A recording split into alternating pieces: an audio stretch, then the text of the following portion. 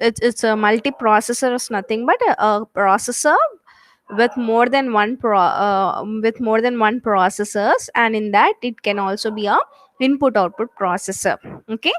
So multiprocessors are classified as multiple instruction stream and multiple data stream systems. Now if you go for the latest systems that we use, will be definitely internally it will be MIMD, like dual core, quad core, octa core, like that. So let me start with the differences between a multi-processor and a multi-computer. Okay, so let me go for a multi-processor. Let me start with the similarities and the distinction. What will be the differences between that? So similarity, both support concurrent operations. Okay, so as the name itself suggests, a multiprocessor is nothing but it is a consist of a multiple processors. Let me show with the example so that you can understand even more.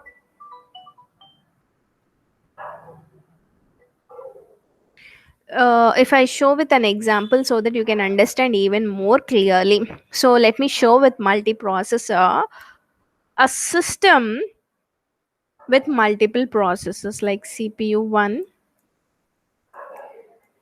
CPU 2, CPU 3, and we can even have a IOP, input output processor.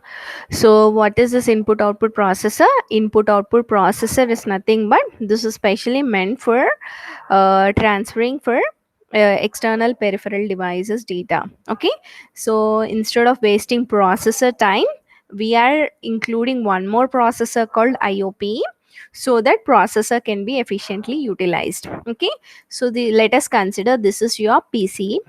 Okay, personal computer, where internally a computer will have a multiple processors inside, so it is a multiprocessor.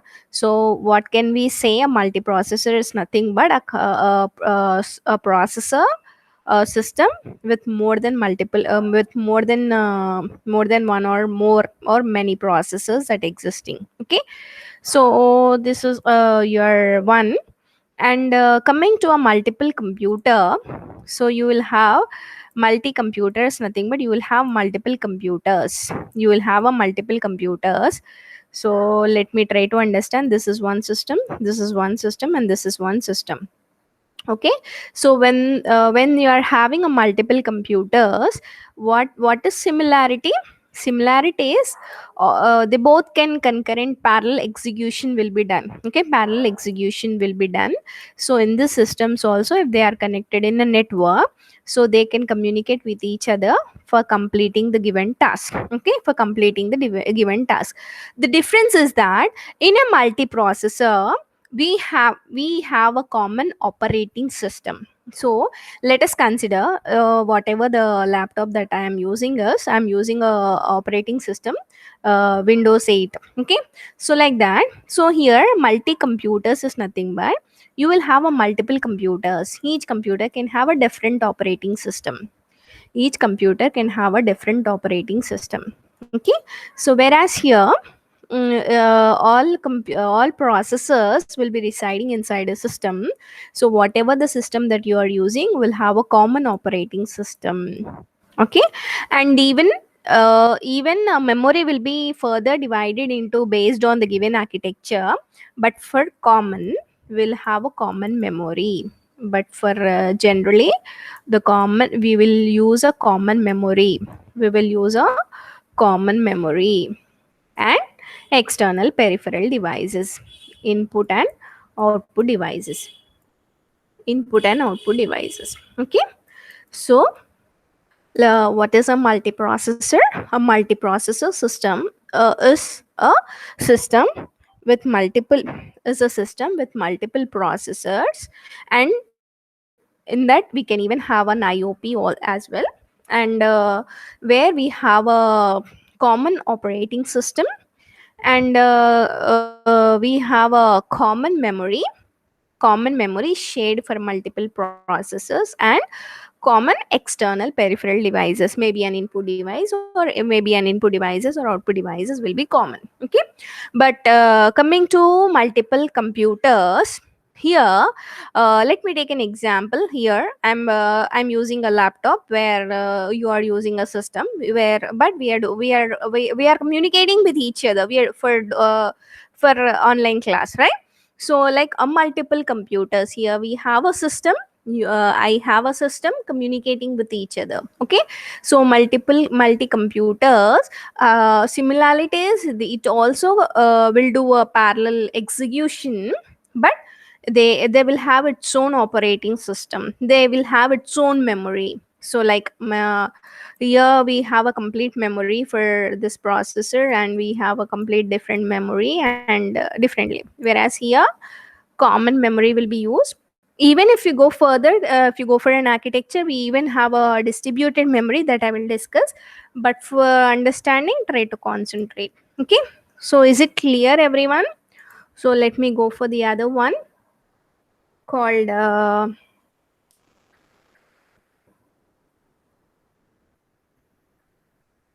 see, characteristics of multiprocessor. Multiprocessing improves the reliability of the system. Why it improves the reliability of the system? As we have a multiple processors, even if one processor fails, the other processor will try to execute the task, so it improves the reliability of the system. So if you take any kind of social websites, so as the servers will be available in different location, if one server fails, like Facebook, if one server fails, you will Facebook will be working anyhow. So if once for server fails, as it will be replicated in the other locations also, with that help, it will you will get it. So it improves the reliability of the system.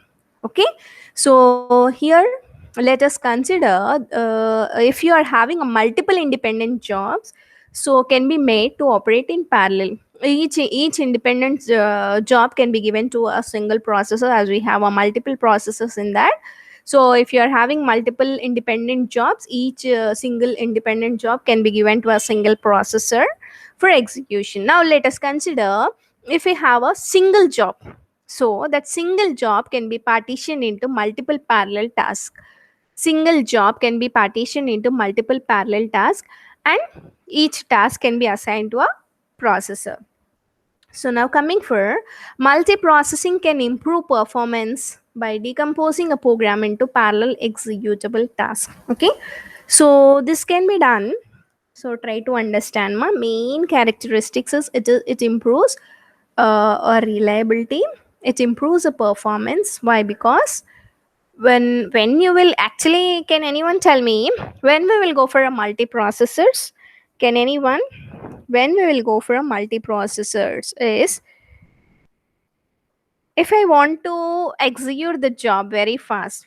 Okay, so if I want to execute the task or the work that I want to do within a very less time, then definitely I have to go for a multiprocessors, so that whatever the task is there will be subdivided, and each task will be assigned to each processor, so that it will be executed within a less time. Okay, so that's the reason that we will have a multiprocessors. Okay, so here that can be achieved either explicitly declaring that parallel execution task can be achieved explicitly by the users, or implicitly by a compiler code, so that if the compiler, if it is written, the software of a compiler is in such a way that whenever there is a program in your system, it automatically detects the which instructions need to be executed parallelly, and it will be automatically executed in parallel way. Now let me show.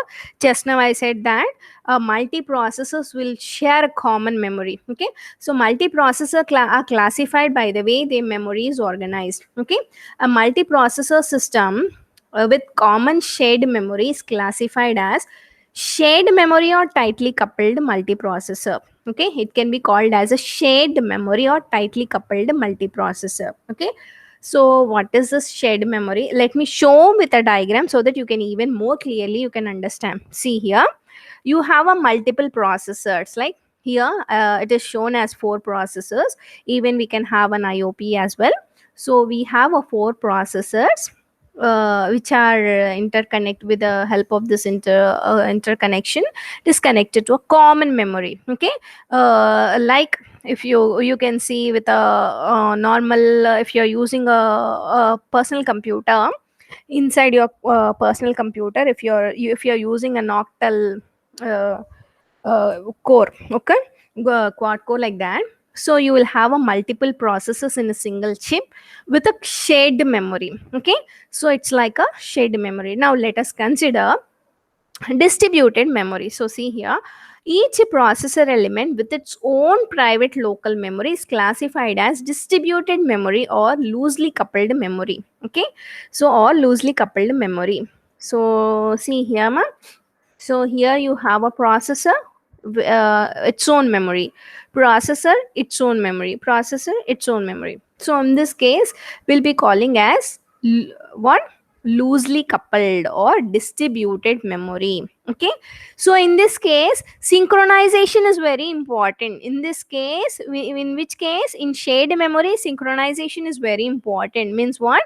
If one processor is accessing the memory data, the data is accessing the other data, the other processor should not access the same data. Why? Because it will be like inconsistency will be happening. Okay, so try to understand shared memory and distributed memory. So distributed memory in this case is each and every processor will have its own memory. Okay, will have its own memory.